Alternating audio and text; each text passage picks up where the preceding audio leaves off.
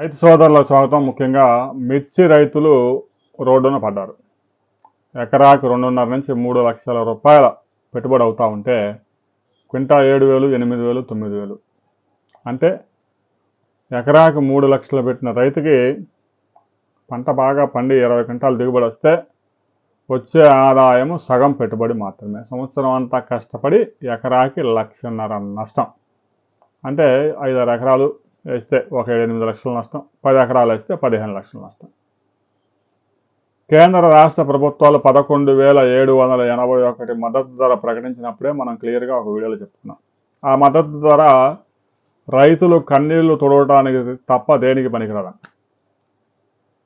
ఒక క్వింటా మిర్చి కోసి దాన్ని కళాల్లో ఆరబెట్టి మళ్ళీ తెల్లకాయలు ఎర్రకాయలు వేరు చేసి గోతాల్లో తొక్కి ఆ మిర్చి యార్డుకి తీసుకురావడానికే క్వింటాకి 7,200 రూపాయలు ఖర్చు అవుతుంది.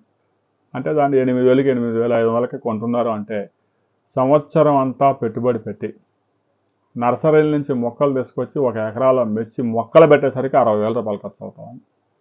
ఇక ఆ రైతు కౌలు రైతు కనుకైతే 25,000, 30,000 ముందే సమర్పించుకోవాలి కౌలు. ఈ విధంగా 1 ఎకరా మిర్చి అలా మొక్కలు పెట్టేసరికి 70,000, 80,000 రూపాయలు ఖర్చు వస్తూ ఉంటే కింటా 7,000కి 8,000కి అమ్మితే రైతులు గిట్టుబాటు అయ్యే పరిస్థితి లేదు. ఇప్పటికే గుంటూరు మిర్చి యార్డులు సమీప ప్రాంతాల్లో కోల్డ్ స్టోరేజీలన్నీ 94% నిండిపోయాయి. గత సంవత్సరం మిర్చి కూడా ఇంకా స్టాక్స్ అలాగనే ఉన్నాయి. గత సంవత్సరం 22,000, 23,000 ధర పలికినప్పుడు కూడా రైతు సోదరులు అమ్ముకోలేకపోయారు. ఇంకొంచెం పెరుగుతుందని ఆశించారు. ప్రస్తుతం అయితే 7-8,000 ఉంది కాబట్టి వ్యాపారస్తులకు పెద్ద ఎత్తున కోల్డ్ స్టోరేజ్లో పెడుతున్నారు. రైతులు కూడా అమ్ముకోలేక కోల్డ్ స్టోరేజ్లో పెడుతున్నారు. వచ్చే ఏడాది మాత్రం రైతు సోదరులు తప్పనిసరిగా సాగు విస్తీర్ణం దయచేసి తగ్గించండి. చైనాకి ఎక్స్పోర్ట్స్ లేవు, భవిష్యత్తులో ఎక్స్పోర్ట్స్ వస్తాయన్న ఆశ కూడా లేదు. బంగ్లాదేశ్ కూడా పరిస్థితి బాగలేదు, అరాచకంగా ఉంది. శ్రీలంకకి భారతదేశంలో పండించే మిర్చిలో 5% కూడా కొనుగోలు చేసే సామర్థ్యం లేదు. ఒకవైపు టారిఫ్ వార్ నడుస్తూ ఉంది. ట్రంప్ తీసుకున్న నిర్ణయాలతో వ్యవసాయ ఉత్పత్తుల ఎగుమతులకు కూడా తీవ్రమైన ఆటంకం ఏర్పడబోతూ ఉంది.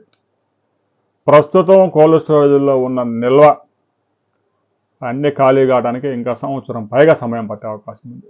రైతు సోదరులు ప్రతి రైతు ఎవరికి వారే 10 ఎకరాలు వేసే రైతు 5 ఎకరాలు, 5 ఎకరాలు వేసే రైతు 2 ఎకరాలు అలా సాగు విస్తీర్ణ గణనీయంగా తగ్గించండి. సప్లై తగ్గితే డిమాండ్ ఆటోమేటిక్గా పెరుగుతుంది.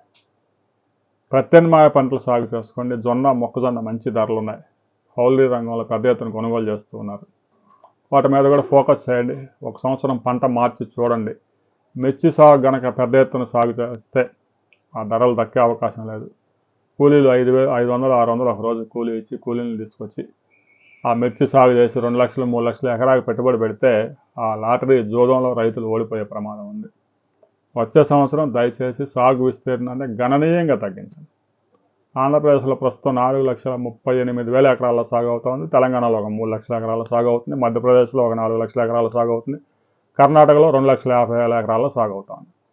ఈ విధంగా మొత్తం మీద ఒక 13-14 లక్షల ఎకరాల్లో సాగు అవుతుంది. దీన్ని 6 లక్షల ఎకరాల కనుక తగ్గించకపోతే రైతులు తీవ్రంగా నష్టపోయే ప్రమాదం ఉంది. రాబోయే రోజుల్లో మిర్చి ఎక్స్పోర్ట్స్ కనుక ఏమైనా మొదలైతే దాని మీద మనం మరిన్ని వివరాలతో మరో వీడియోలో తెలుసుకుందాం. వీడియో నచ్చితే లైక్ చేయండి, షేర్ చేయండి, సబ్స్క్రైబ్ చేసుకోండి.